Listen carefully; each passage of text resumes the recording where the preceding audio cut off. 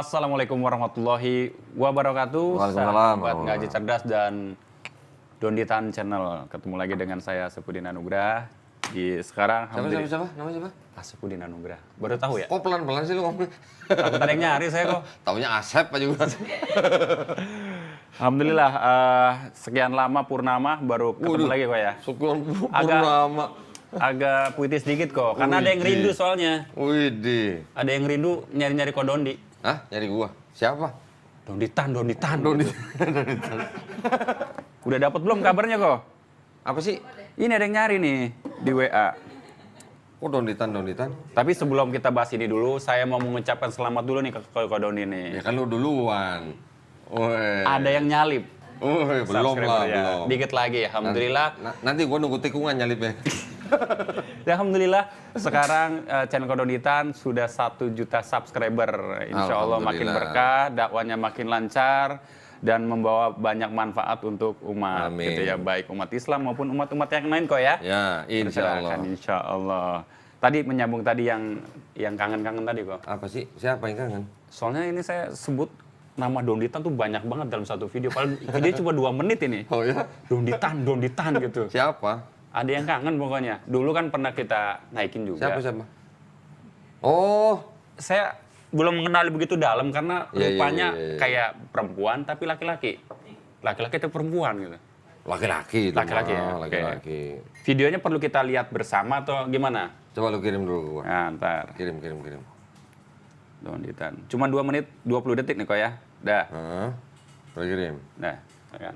Ntar, download dulu. Donditan. Elia. Ya. Oh, Elia. Ditepokin. Enggak, gua demen kalau dia kangen gua.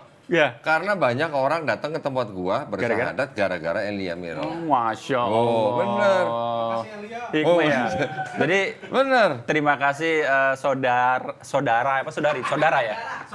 Saudarai. Saudara Elia ya, alhamdulillah banyak orang yang mendapatkan manfaat nih ya, terutama karena Banyak berpikir. yang ngaku, dia datang sini berdiskusi, dia ngaku dia udah nonton videonya Elia Miron. Yang kita kemarin reaction dulu. Terus awal-awal kita tuh. bikin action kan? Iya. Nah, dari situ, alhamdulillah banyak yang bersahadat di sini. Alhamdulillah. Nggak semuanya mau ditayangin. Iya. Nggak semuanya mau ditayangin. Kalau mau ditayangin banyak bener. Iya. Ada yang anak muda, ada yang sepasang suami istri. Ingat yang pernah tua gereja? Pernah. Itu juga gara-gara nonton itu. Iya. Terus ada lagi dulu yang namanya Samuel. Itu juga begitu. Gara-gara dia juga Gara-gara ya. nonton itu. Termasuk- Ya alhamdulillah kalau Elia Miron sering-sering ngomongin gua, malah gua seneng. Termasuk diundang ke Richard Lee tuh. Siapa? Dr. Richard Lee kan? Oh, Dr. Richard Lee. Gara-gara itu kan? Iya, benar. Masya Allah. Iya. Oke, sekarang Coba di setel dulu kok. coba kita setel Soalnya kan videonya. rindu banget kayaknya tuh kok. Oke, ngomongin apa dia? Donditan katanya. Nah, Ada yang dikirim. Ini? Ya. Apa yang bisa bobot dari Donditan? Donditan kok dipercaya? Oh, Orang Kristen Donditan kok dipercaya? Asik. pakai Kemana? Ke sini? Kurang naik? Gini? Nah, gitu biar masuk ke kamera. Oh, di tengah? Siap. Enggak, di pinggir sini nih. Ya. Oh, kurang ke sini? Nah, Ini? pas. Oke. Oke. Play kok. Ulang ya? Nah, kalau Donditan, apa yang bisa Donditan. Donditan 1, kok dipercaya? 4. Orang Kristen kanon abad ketiga sebelum Masehi, Septuaginta yang dipakai Tuhan Yesus sendiri. Jadi yang contek itu sebenarnya siapa? tunggu. Kristen atau Yahudi yang contek? Tunggu. Alkitab sudah selesai. Nah, kalau Donditan, 2 apa yang kali. bisa mengutip dari Donditan? Donditan kok 3, dipercaya? 4. Tunggu. Enggak, mukanya kok ngomongnya kayak gitu ya? Iya. Kayak orang lagi, gimana sih?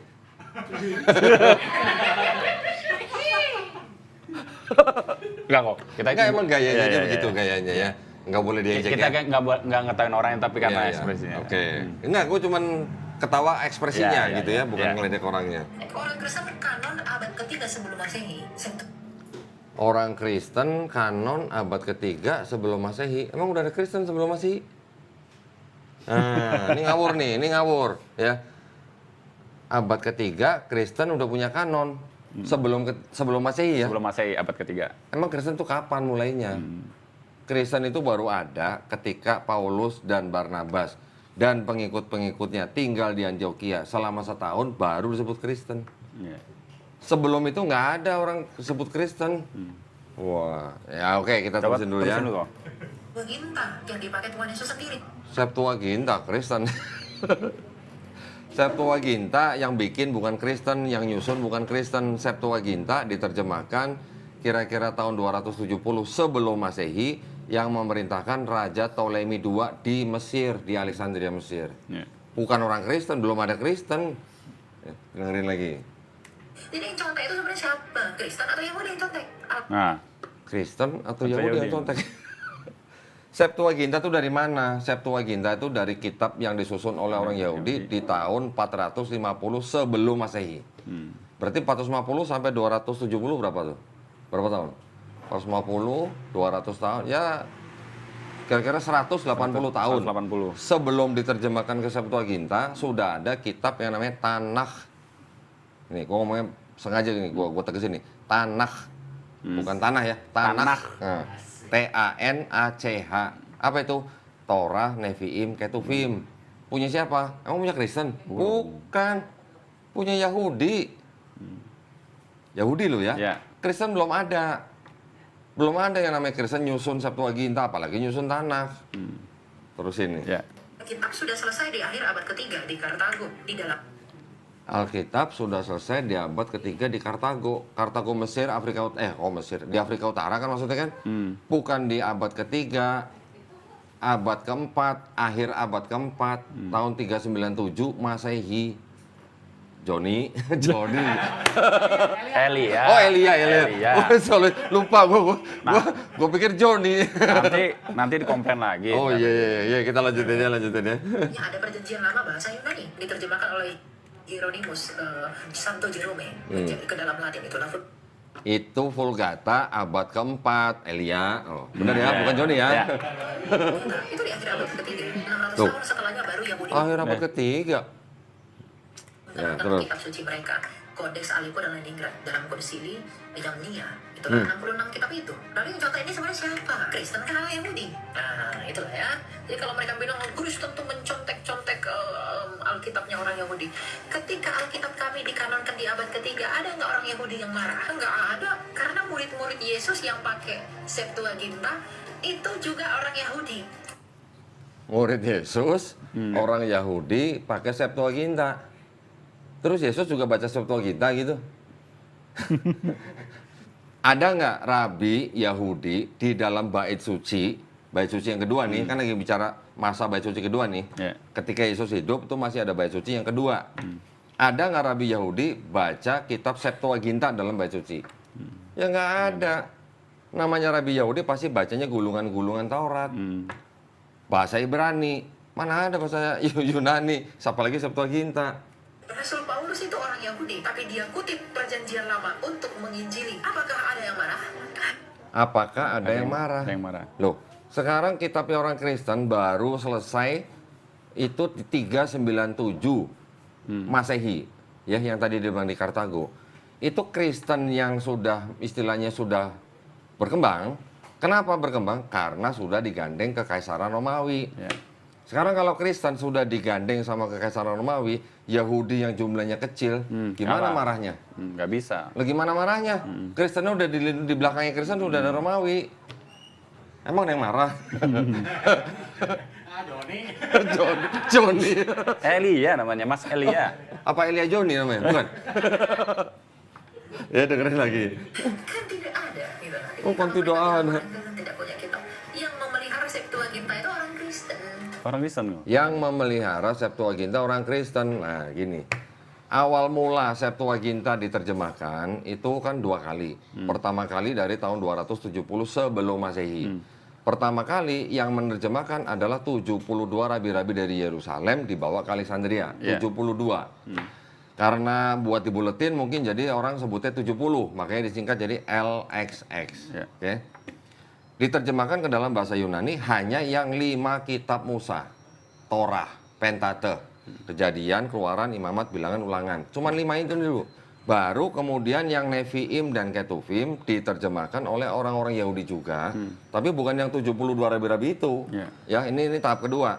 itu adalah yang menerjemahkan orang-orang Yahudi yang berada di Alexandria selesainya tahun 132 sebelum Masehi. Ya, 132 sebelum Masehi udah ada Kristen belum? Belum. Jadi Septuaginta diterjemahkan ke bahasa Yunani juga bukan nama orang Kristen. Ya. Terus kalau dibilang Kristen yang memelihara Septuaginta, memeliharanya itu begini. Septuaginta yang sudah selesai di tahun 132 sebelum Masehi itu terus beredar. Ya. Terus beredar dan banyak versi, nggak cuma satu, banyak versi. Makanya penulis-penulis di dalam Perjanjian Baru yang ditulis dari mulai pertengahan abad pertama sampai pertengahan abad kedua, ini hampir semua penulis Perjanjian Baru mengutip dari Septuaginta. Yeah. Mengutip. Total dari Matius sampai Wahyu, total yang dikutip dari Septuaginta, itu ada kira-kira 937 ayat. Hampir 1000 ayat. Jadi kalau hampir 1000 ayat, penulis Perjanjian Baru ngutip dari Septuaginta, itu berarti penulis Perjanjian Baru terinspirasi sama Roh Kudus atau terinspirasi sama Septuaginta. Hah? Hampir 1000 ayat loh ya. Kalau dia bilang memelihara, bisa lagi saya kasih komen begini. Kira-kira di abad kedua, ketiga, keempat, itu ada bapak-bapak gereja yang namanya Origen. Ada lagi Lucian, ada lagi Hesisius. 3 bapak gereja ini yang meresensi namanya. Nah, meresensi itu apa? Meresensi itu artinya mengkritik terjemahannya Septuaginta. Terjemahan Septuaginta yang sudah dalam bahasa Yunani itu dikritik, kemudian ada yang diubah-ubah. Diubah-ubah, kenapa diubah-ubah? Supaya masuk ke dalam teologinya Kristen. Jadi setelah diresensi, kitab Septuaginta yang sudah diresensi itu jadi seolah-olah berbicara tentang kedatangan Yesus di Perjanjian Baru. Enaknya ngomong pakai barbuk ya. Iya. Kalau ngomong nggak pakai barbuk nggak enak nih. Mending kita lihat kitabnya aja. By data ya kita ya. Iya dong. Kalau dia tadi ngomong pegang bukunya nggak? Enggak, sambil gini tuh, kayak orang lamun juga tuh. Hah? Sambil pegang pipi kayaknya. Oh, Sambil ngelamun juga. bentar. Hah? Iya. Disorot. Disontor maksudnya. Disontor. Alat peraga. Alat peraga. Nah, ini. Dia di video ini nyebut kitab Tanakh nggak? Kedep. Enggak. Septuaginta yang. Septuaginta. Dia dari tadi nggak nyebut Tanakh. Tanakh itu ini ya. Walaupun istilahnya ini kitab yang saya pegang ini adalah kitab yang Masoretik, tapi awalnya yang namanya Tanakh itu sudah disusun oleh orang Yahudi tahun 450 sebelum Masehi. Ya. Ini ditulis dalam bahasa Ibrani, ya. Kemudian diterjemahkan ke dalam bahasa Yunani. Ini Septuaginta. Septuaginta yang saya pegang ini sudah yang diresensi. Ya. Ya. Jadi ketika Septuaginta pertama kali diterjemahin, ya tadi kan 2 tahap tuh. Yang pertama oleh 72 rabi-rabi, yang kedua oleh orang-orang Yahudi di Alexandria. Setelah jadi ini beredar terus. Ini kitabnya orang Kristen nih, dari Matius sampai Wahyu. Ya. Ini ditulis dari pertengahan abad pertama sampai pertengahan abad kedua. Oke. Semua penulis yang di sini mengutip dari Septuaginta. Mengutip hampir 1000 ayat. Itu kalau yang dia maksud memelihara ya. Iya. Ini mengutip 1000 ayat dari sini. Yang kedua, Bapak Gereja, tadi ada Origen, Lucian, Hesisius, meresensi terjemahannya ini. Terjemahannya ini dikritik terjemahannya sehingga setelah diresensi, kitab Septuaginta itu menjadi berubah atau bertransformasi seolah-olah berbicara tentang Yesus yang akan datang di Perjanjian Baru. Oke? Ya, ya. Nah, yang dia bilang tadi di Kartago, yang dia bilang abad ketiga, itu sebenarnya abad keempat ya. Jadi tolong baca lagi. Ya. 397 Konsili Kartago, Afrika Utara, barulah ini yang sudah diterjemahkan menjadi Vulgata dijadikan satu sama kitabnya orang Kristen yang Perjanjian Baru. Yang Vulgata ya, tapi ya bukan ini. Jadikan satu begini. Nah, setelah jadi satu ini, jadilah ini kitabnya orang Kristen. Ini diterjemahkan lagi ke bahasa yang lain, Jerman, Belanda, Latin. Ada lagi yang ke bahasa Yunani lagi, sampai ke bahasa Indonesia jadi ini. Ini yang bahasa Indonesia. Jadi kalau dia bilang yang memelihara Septuaginta itu Kristen, memeliharanya dalam hal apa? Ada dua hal. Pertama, penulis Perjanjian Baru mengutip hampir 1000 ayat dari Septuaginta. Oke. Kedua, bapak-bapak gereja Origen, Lucian, Hezesius meresensi terjemahannya Septuaginta. Mungkin itu yang dimaksud memelihara. Tapi kenapa dia tidak menyebut-nyebut tanah? Nah, Septuaginta itu asalnya dari sini. Ini tanah. Ini Septuaginta. Ini bukan datang dari karangan orang Kristen. Ini bukan orang Kristen yang ngarang. Ini adalah terjemahan dari sini, dari bahasa Ibrani ke bahasa Yunani. Kurang literasi. Iya. Barbuk aja nggak punya literasi. Gimana ceritanya coba? Dia nggak punya barbuknya, gimana dia ngomong kurang literasi? Bukan punya orang Yahudi, tapi ngambil dari sini. Nah itu. Nah sekarang kalau dia bilang, siapa yang nyontek? Kristen nyontek atau Yahudi nyontek? Lah bagaimana Yahudi yang nyontek? Orang kitabnya dari kitab sini, Yahudi gitu. Iya. Ya? Kebalik ya. Orang Yahudi nggak mau pakai Septuaginta karena mereka Betul, orang Yahudi memang nggak mau pakai Septuaginta. Orang Yahudi pasti maunya pakai ini. Tanah. Kenapa orang Yahudi nggak mau pakai ini? Karena setelah diresensi, ini seolah-olah berbicara tentang Yesus. Padahal orang Yahudi kalau ditanya, ada nggak nih ngomongin Yesus? Nol. Di sini. Di situ. Ya, terusin. takut. Yesus Kristus, nubuatan Yesus di Septuaginta itu terlalu terang benderang. Terlalu terang benderang karena diresensi, Joni. Elia. Oh Elia. Elia. Sorry. Makanya orang Yahudi nggak mau pakai Septuaginta, diciptakanlah naskah Masoret. Nah, ya tadi. Diciptakanlah kitab Masoret. Masoret di abad ke-10.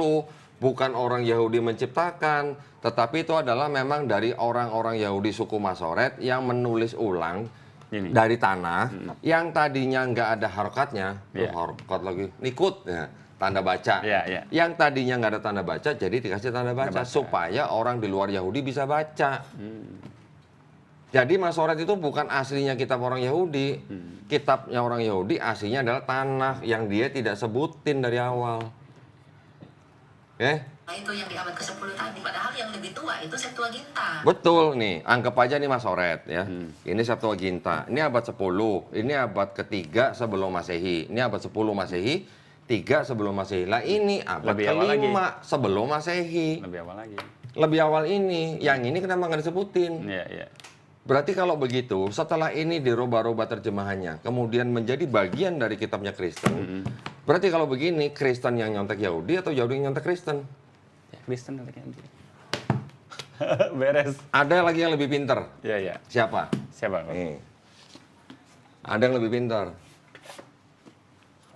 Ini apa nih? Siapa nih? Mormon. Ya, Kristen sudah menggabungkan kitabnya Perjanjian Baru dengan Perjanjian Lama yang berasal dari kitabnya orang Yahudi. Ya. Oke, udah jadi satu. Mormon lebih pintar lagi. Dia bikin kitab sendiri, bikin baru. Yang ini ditempel lagi di belakangnya. Jadi Super Bible nih namanya. Triple. Jadi makanya orang Yahudi, di kalangan orang Yahudi ada jokes, ya, ada candaan. Kenapa Tuhan menciptakan Mormon? Kenapa? Kenapa? Jawabannya. Supaya orang Kristen tahu perasaannya orang Yahudi, gitu. Ya, kita lanjut. 300 tahun sebelum Yesus datang ke dunia, Septuaginta itu udah selesai di Alexandria. Selesai katanya. 300 tahun sebelum Yesus turun ke dunia, Septuaginta sudah selesai.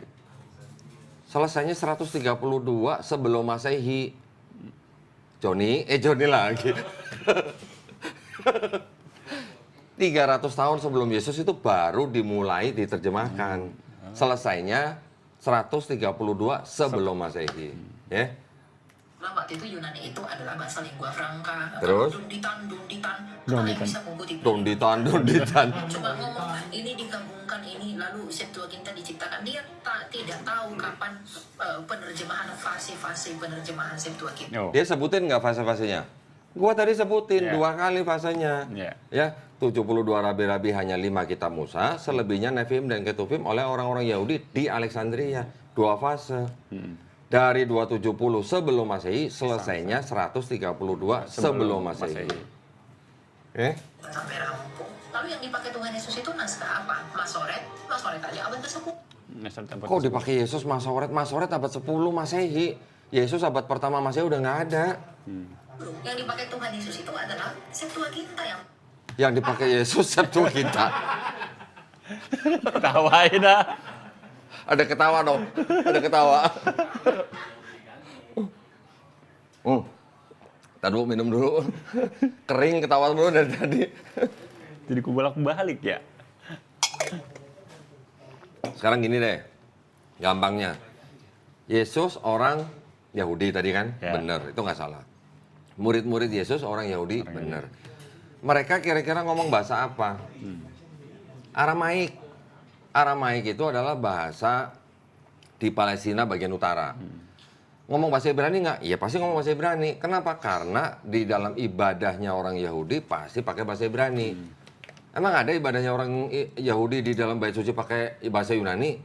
Coba cari literasinya. Yesus baca Septuaginta dalam bait suci. Ya nggak ada. Gitu. Donditan kok dipercaya. Pakai bahasa Yunani. Makanya Tuhan Yesus berkata satu iota pun tidak akan dibinasakan, ditiadakan. Iota itu bukan bahasa Ibrani, iota itu bahasa Yunani. Betul, Joni. Iota memang bahasa Yunani. Nah, sekarang perjanjian baru bahasa apa? Kalau ada disebut iota, itu kan karena yang menulis dalam bahasa Yunani. Ya, jadi apakah pasti Yesus menyebutkan iota? Ya enggak. Kan yang nulis gospel ini kan orang Yunani, orang yang berbahasa Yunani. Dia menulis dalam bahasa Yunani, ya otomatis dia nulisnya iota. Ya. Tapi nanti ada satu poin ya, coba ya. Kalau dia pakai bahasa Ibrani waktu itu harusnya dia pakai iot. Kenapa dia pakai iota? Karena pakai bahasa Yunani. Nah, bahasa Yang pakai bahasa Yunani bukan Yesusnya, yang nulis gospel. Yunani itu ya Septuaginta. Terus? Sinagoga. Itu bahasa apa? Itu bukan bahasa Ibrani, itu bahasa Yunani. Bener, sinagoga memang bahasa Yunani. Lalu Terus? kita dibilang curi. Kenapa yang curi? Kadang kurangnya literasi. Nah, kurangnya literasi. Begitu saja. Ya, dan ditanya dia cuma puluh saja. Puluh saja. Puluh. Masih gimana sih itu? Polo saja. Tanpa mengerti, Donditan kok dipercaya. Donditan kok dipercaya. Oke, gini. Kalau saya mau nanggapin tadi yang dia ngomong tentang bahasa Yunani, bahasa Ibrani, ya. Saya udah bilang tadi, Yesus bicaranya bahasa Aramaik. Ya. Kalaupun di dalam kitabnya orang Kristen disebutkan iota, disebutkan sinagoga dalam bahasa Yunani, karena yang menulis gospel adalah orang berbahasa Yunani. Orang Yunani.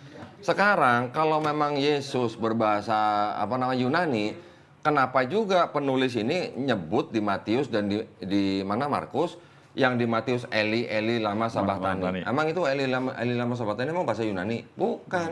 Apakah di Markus sebut Eloi lama sabachthani apakah bahasa Yunani? Bukan. Eli lama sabachthani bahasa Ibrani, Eloi lama sabachthani bahasa Aramaik.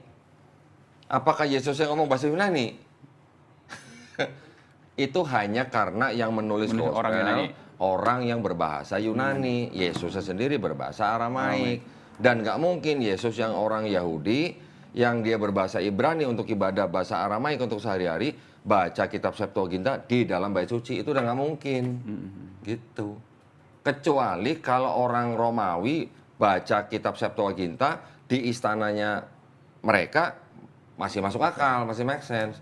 Tapi kalau rabi Yahudi baca kitab di dalam bait suci mereka, terus bacanya Septuaginta, itu yang nggak make sense.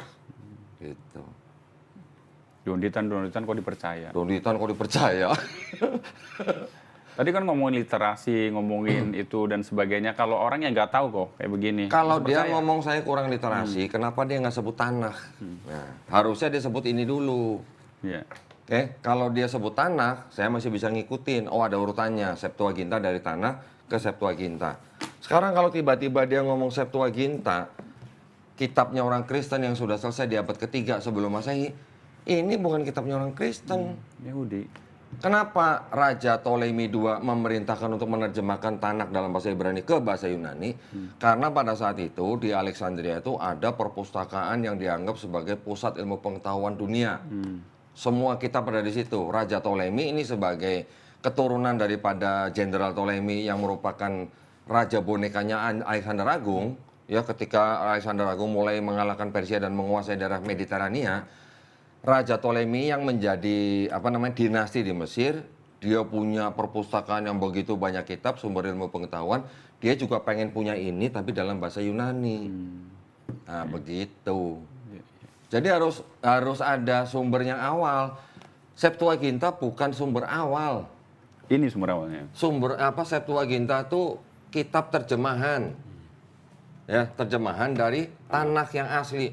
Tanakh asli masih ada nggak? Nggak ada, hilang. Septuaginta yang asli masih ada nggak? Nggak ada, hilang. Semua itu sudah yang disalin-salin ulang, terjemahannya sudah diresensi. Begitu, Elia. Oh, Elia. Mas Elia. Ya. Nah, Donditan kok dipercaya gitu. Kalau nggak mau percaya, beli ininya. Jadi tahu urutannya. Kalau nggak mampu terus mau pinjam ke Kodoni gimana? Mau pinjam boleh. Datang ke Nah, sini. maksud saya gini lah. Daripada kita bikin reaction ini, bikin reaction ini, saya sebenarnya nggak gitu, nggak gitu suka bikin reaction di video-video. Mendingan, Elia kan bukan pendeta. Bukan. Kalau bukan pendeta, mendingan Elia bawa pendeta debat face to face sama saya. Tuh, terbuka nih, undangan Gitu. terbuka. Mudah-mudahan videonya sampai ya. Jadi silakan. Tempatnya kita pasti cari yang tempat yang paling baik, ya. Makanan baik, Keamanan dijaga nggak? tempat tidur pasti baik, keamanan kita jaga. Kita jamin, bukan kita jaga. Iya, dijaga. Keamanan kita jamin, kehormatan mohon maaf nggak dijamin. Ya. Daripada bikin reaction, mendingan cari pendeta yang senior aja sekalian gitu. Nanti Debat soalnya sama dibiayain saya. semua ya. Kita yang biayain semua nggak apa-apa lah. Pendeta. Kalau dia punya duit, boleh kita patungan. Kalau nggak punya duit, bilang kita yang biayain semua. Khusus bahas ini nggak apa-apa silakan. Berapa kali kan kita debat sama pendeta-pendeta kan? Iya. Mau di hotel di Jogja, hotel di Surabaya, semua kita yang biayain. Semua kita yang biayain. Sekali debat minimal 70 juta kita yang biayain. Masya Allah. Oh bener, Hotel lah gitu ya. hotel, bukan gedung RT. Gedung pos kamling. Bukan, hotel. Paling enggak bintang 5. Ya. Gitu. Cuman ya itu. Bali boleh. Bali. Bali boleh, nanti sama pendeta Melatok insya Allah di Bali. Bulan. Dia ngakunya baru bisa bulan Juni 2025. Oh berarti Tahun pertengahan ini nanti ya, pertengahan. Katanya saking sibuknya. Oh Masya Allah. Gue juga sibuk. Lagi mau persiapan kali kok. Oh persiapan. Iya. Atau mungkin lagi beli-beli ini kali. Kembali ke Elia. Hah, kenapa? Jadi? Ini kan tiba-tiba donditan gitu kan. Apa karena ada belum selesai di awal tadi yang pembahasan Yesus sama Nabi Isa selesai. Apa? Pembahasan apa? Yang kemarin belum selesai apa jadi bahas ini lagi tuh. Yang kemarin belum selesai yang maksudnya? Yesus dan Nabi Isa sama itu loh. Oh, dia bilang beda. Iya, maksudnya kan pembahasan itu loh. Aha. Gitu. Apa belum selesai tiba-tiba donditan ini kan muncul Nggak, lagi. tapi kok dia ngomongnya kayak raut mukanya kok kayak orang apa ya? Kayak orang kesel gitu ya. Iya, lagi kesel itu dari logatnya juga udah kesel. Dari logatnya kan kita bisa tahu ya. Donditan, kepala yang bisa mengutip dari Donditan. Donditan kok dipercaya. Orang Kristen kanon abad ketiga sebelum Masehi. Septuaginta. Orang Kristen kanon abad ketiga sebelum Masehi. Kristen yang mana yang menulis Septuaginta? Kristen mana? Kristennya aja baru di abad pertama, Paulus sama Barnabas. Kristen mana yang menyusun Septuaginta? Pengen tahu saya. Literasi apa yang dia pakai? Kristen yang nyusun Septuaginta. Justru dia nanya literasi apa yang kono dibaca. Nah ini bukunya gue punya. Di sini bisa dibaca, di pengantarnya segala macam ada kejelasannya. Kapan mulai disusun, siapa yang memerintahkan, terus orang sejarawan itu bisa tahu itu dari mana, ada surat ke siapa, surat siapa gitu. Ini udah ada tuh, semuanya di sini ada. Orang yang akademis itu pasti tahu Septuaginta itu dari ini ada yang bilang 270 sebelum Masehi, ada yang bilang 265 sebelum Masehi. Tapi selesainya semua sepakat 132 sebelum Masehi. Ya, dari mulai yang Torah, Nevi'im dan Ketuvim. Nah, bagaimana ceritanya Kristen yang bikin Septuaginta? Apalagi dia bilang Kristen yang memelihara Septuaginta. Memeliharanya itu dalam arti satu, mengutip 1000 ayat dari Ya, Septuaginta. buat ini ya. Ya, dari sini. Yang ini mengutip dari sini. Juga yang dimaksud memelihara itu berarti bisa juga Origen, Lucian, Hesesius yang meresensi kitab Septuaginta yang lama menjadi Septuaginta yang baru, menjadi seolah-olah Septuaginta yang baru ini berbicara tentang Yesus di Perjanjian Baru. Padahal kebalikannya ya.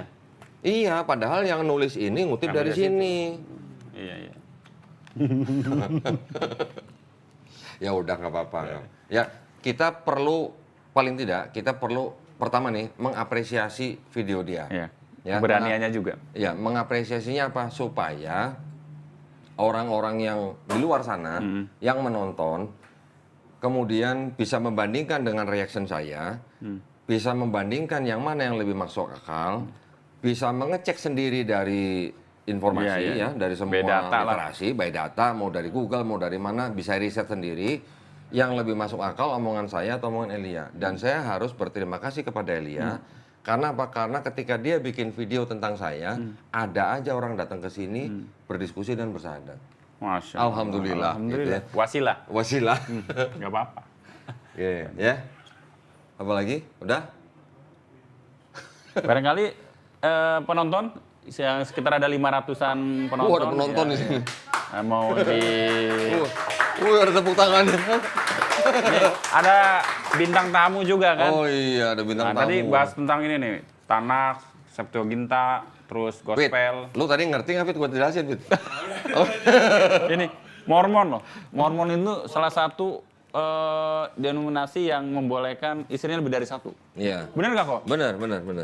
Jadi teman-teman semua ya, kalau Islam itu kan poligami istrinya 4 maksimal. Kalau Mormon berapa kok? Bebas. Bebas. No limit. Nggak ada maksimal kok. Nggak unlimited. Unlimited. Tapi gini Coba ini. penjelasannya kok. Ini kan kayaknya Kodoni, saya baru kali ini Kodoni memperlihatkan kitab Mormon ini. Enggak, dulu udah pernah saya Saya bahas. baru. Asep. Ya. Gini. Mormon itu awalnya. Jadi di dalam Mormon sendiri itu ada kayak semacam perpecahan. Ya. Awalnya mereka tidak menerima Trinitas, belakangan ada yang menerima Trinitas. Ya. Awalnya mereka membolehkan poligami, belakangan ada yang melarang poligami. Dari pemuka-pemuka dari agamanya Mormonnya loh ya. sendiri. Dari pemuka-pemuka agamanya sendiri. Gitu. Jadi nggak sama persis. Awal-awal mah bebas, mereka mau menikah berapa aja nggak ada limit. Bukan selir, bukan. Bukan istri. Istri. Bukan selir. Sampai 100, 200. Ya unlimited lah, sekuatnya gitu. Yo. Kemarin belum lama saya habis nonton di Netflix. Ya. American Prime File ya. Ya, itu cerita tentang orang-orang Amerika pada abad-abad pertengahan, bukan abad pertengahan, kira-kira abad 18 atau 19 lah. Ketika mereka sedang berperang saudara dan perang sama Indian. Ya. Di situ ternyata juga ada kelompok Mormon juga. Oh, diperlihatkan ya. Sampai gubernurnya negara bagian Utah itu adalah pendeta Mormon. Pendeta Mormon ini sampai punya kelompok sendiri yang bisa sampai menguasai wilayah tertentu gitu. Ya, dengan segala intriknya lah. Sampai istilahnya bisa menguasai benteng, sampai beli benteng gitu. Yeah. Ada orang punya benteng sampai dibeli sama gubernur Utah itu. Mereka juga bisa bikin manuver-manuver sehingga terjadi salah paham antara tentara Amerika dengan suku Indian tertentu gitu. Sampai begitulah, ceritanya cukup menarik. Itu menggambarkan bahwa Mormon dulu di Amerika juga termasuk sangat kuat. Iya. Gitu. Dan ketika pendeta ini misalnya punya istri berapa, nggak ada masalah. Pada waktu itu gubernurnya itu sendiri punya istri lebih dari satu. Waduh. Poligami. Jadi kalau selama ini ada yang menyerang Islam dari poligami, justru di sini unlimited Nah, ini. cuman kalau Mormon sama Kristen yang mainstream, Katolik, Protestan, fanatik lah ya. Ortodok, mereka menganggap Mormon ini bidat. Bidat itu sesat. Iya, bidat ya, bukan bid'ah ya. Bidat. Lain loh ya, bid'ah sama bidat. Mungkin sebutannya beda, tapi maknanya kurang lebih ya beda lah, nggak sama persis lah. Dianggapnya sesat gitu lah. Tapi masih dari bagian Kristen gitu, bukan di luar Kristen. Lah, mereka pakai perjanjian barunya Kristen, pakai perjanjian lamanya yang berasal dari Septuaginta juga. Jadi kalau Kristen menambahkan di belakang Septuaginta, kemudian mengklaim bahwa ini kitabnya Kristen, Mormon nggak mau kalah, mereka bikin kitab sendiri yang sudah ditempel lagi di belakangnya. Walah. Gitu. Ya. Sekarang kalau kita tanya orang Yahudi bilang, di dalam kitab kami yang Tanakh ini, di bagian belakang itu nggak ada tulisan to be continued. Selesai berarti. Tahu nggak maksudnya? Apa tuh? Ya maksudnya nggak ada sambungan lagi, udah selesai sampai di sini. Oh. Buat orang Yahudi kitab Tanakh sudah final sampai di sini, ya. Tapi kenapa bisa tiba-tiba ada yang Ada nempelin di Septuaginta. belakang terjemahan Yunaninya gitu. Iya. Makanya itu kan kalau mau dikatakan yang bikin Kristen siapa? Ya Yahudi. Tapi apakah nih pertanyaan pentingnya gini, apakah Yesus yang menciptakan agama Kristen? Iya. Apakah Yesus yang mengajarkan agama Kristen? Itu yang harus dipertanyakan kan? Bukan. Yesus sekalipun di dalam perjanjian baru mereka, Yesus sekalipun tidak pernah mengucapkan kata Kristen. Apalagi mengajarkan konsep ketuhanan Kristen. Apalagi mengajarkan konsep keselamatannya Kristen. Nggak ada. Nggak ada. Yang Yesus ajarkan di dalam perjanjian baru, ya, hanya untuk di 4 gospel, Matius, Markus, Lukas, Yohanes, Yesus hanya meneruskan ajaran Musa. Shema Israel, Adonai Elohenu, Adonai Echad, meneruskan Ulangan 6 ayat 4. Itu yang disebut dengan ajaran Musa, ya kan? Yesus meneruskan. Apakah Yesus mengajarkan kalian kalau nggak percaya aku Tuhan dan Juru Selamat yang mati di atas kayu salib untuk menebus dosa kalian nggak akan selamat? Nggak ada begitu. Itu adalah kalimat Paulus. Yesus ngomongnya apa? Kalau lu nggak bertobat dan menjadi seperti anak kecil ini, lu nggak akan masuk kerajaan sorga. Pertanyaan, kalau Yesus ngomong begitu, kalau lu nggak bertobat, lu nggak masuk kerajaan sorga. Kalau ada murid Yesus atau ada orang lain yang mendengar perkataan Yesus, terus dia bertobat, terus dia mati, kira-kira masuk surga masuk neraka? Kalau dia bertobat, Masuk surga ya. masuk surga dong harusnya kan menurut standar itu. Karena Yesus bilang kalau lu nggak bertobat, lu nggak masuk kerajaan sorga. Iya. Kalau ada orang dengar dan dia bertobat dan dia mati, harusnya masuk surga masuk neraka. Menurut kalimat itu dia masuk surga dong. Tapi Yesus belum disalib nih. Kalau Yesus belum disalib dan ada orang bertobat dan mati sebelum Yesus salib, orang ini masuk surga masuk neraka. Menurut kalimat itu ya orang itu masuk surga. Berarti Yesus perlu nggak mati di atas kayu salib buat orang itu? Nggak perlu ya. Nah, nggak perlu. Gitu makanya. Paham, Fit? Tuh. David aja paham. Padahal lagi mabok salah ya?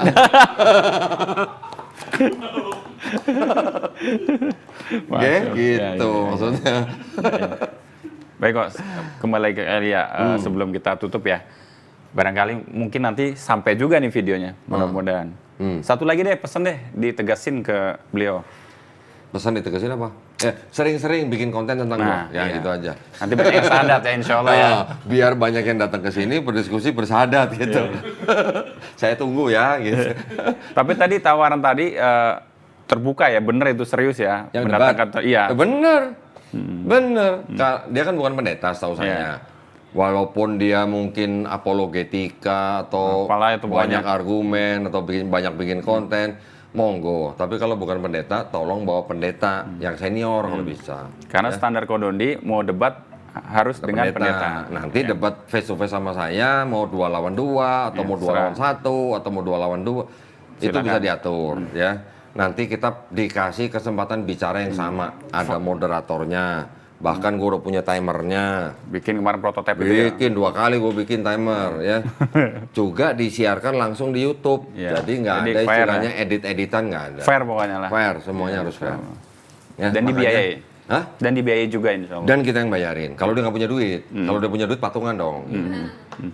Tapi kalau beneran nggak mau keluar duit, walaupun dia punya duit, kita bayarin. Insya Allah. Kita bayarin.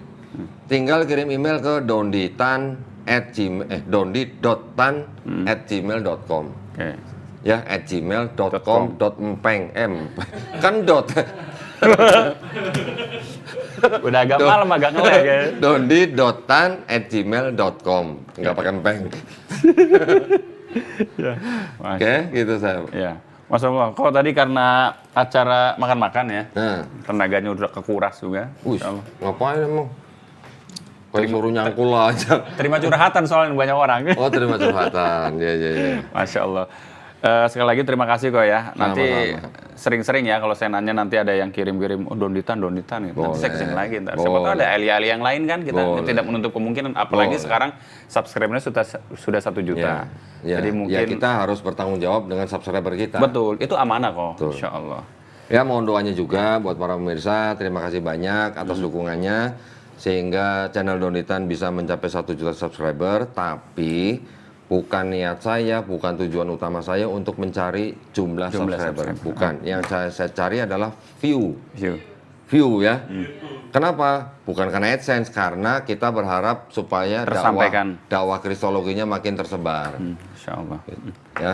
Untuk ini kok pesan-pesan buat mungkin barangkali ada yang mau support Gue pesen bakso 2 lah. Hah? Gue pesen bakso 2. Masa? Jangan pakai kol. Saya pakai toge yang banyak sih. Barangkali Pesan nggak buat ada siapa? mualaf atau apa gitu. Mau siapa? Ya misalkan mau support atau apa, nggak ada mualaf. Oh ya ya, baik. Nah buat para pemirsa juga, selain saya terima kasih karena dukungannya, saya juga mengajak ya para pemirsa kan juga bisa ikut berdakwah Iya, bersama berkontribusi. Berkontribusi. Dengan kapasitasnya. Ya. Sebentar saya potong dulu kok ya. Hmm. Jihad tertinggi orang yang berilmu itu mengajarkan. Jihad orang yang dermawan itu bersedekah. Harta. Ya. Silakan kok. Juga jihad orang yang mau ikut berdakwah bisa pakai ujung jari. Iya, hidayah di ujung jari. Iya. Share, Caranya gimana? Like, share, subscribe. Satu orang tuh nggak mungkin punya satu grup WhatsApp kok. Iya. Punya 10 grup WhatsApp tinggal di siapa tahu dari video itu orang Ya, ketika penonton klik share, terus dia kirim ke grup WhatsApp dia, Iya. orang lain nonton, entah dia muslim, entah dia bukan muslim atau belum dapat muslim, kebaikan, terus dia menjemput hidayah, dapat yang itu. ngeklik itu juga dapat pahala. Orang yang masuk Islam, misal orangnya masuk Islam, dia sholat, dia berbuat baik, Nah. pahalanya sama. Dapat ya. Jadi buat para pemirsa terima kasih banyak atas dukungannya selama ini, dan juga buat para pemirsa yang ingin lebih lagi ya mendukung perjuangan dakwah kami, bisa mengirimkan ke rekening Bank Muamalat dengan nomor rekening sacap sape. Berapa Fit? Kayak TV lokal jadinya. 30 300 ya, atas nama Yayasan Garda Mualaf Indonesia. Bisa konfirmasi ke nomor handphone 0813 9883 7007. Barakallahu fikum. Semoga partisipasi para pemirsa diterima di sisi Allah Subhanahu wa taala sebagai amal jariah. Amin ya rabbal alamin. Baik. Begitu Masya Pak Allah. Ustadz. Wah, jangan Bang, Masya Allah. Kalau ngobrolin sama orang yang berilmu tuh nggak berasa ya Mas Lul. Ternyata udah mau Jam berapa? tuh udah mau sejam tuh. Kan kurang 20 menit lah. Ya kan videonya pendek dia. Video pendek. Coba kalau video panjang ya, Ya, kalau bisa video 2 jam panjang, kita. panjang. Masya Allah. Insya Allah nanti kita ketemu lagi, jumpa lagi di lain waktu. Ya. Doakan kami ya, doakan kami semoga istiqomah, terus Amin. Allah jaga Kodondi ya dari segala macam mara bahaya dan sebagainya, karena beliau adalah aset umat dan insya Allah juga bermanfaat untuk kita semua. Barakallahu fikum jami'an. Wassalamualaikum warahmatullahi wabarakatuh. Waalaikumsalam warahmatullahi wabarakatuh. Donitan kau dipercaya. Udah kok. Greget juga kayaknya dia.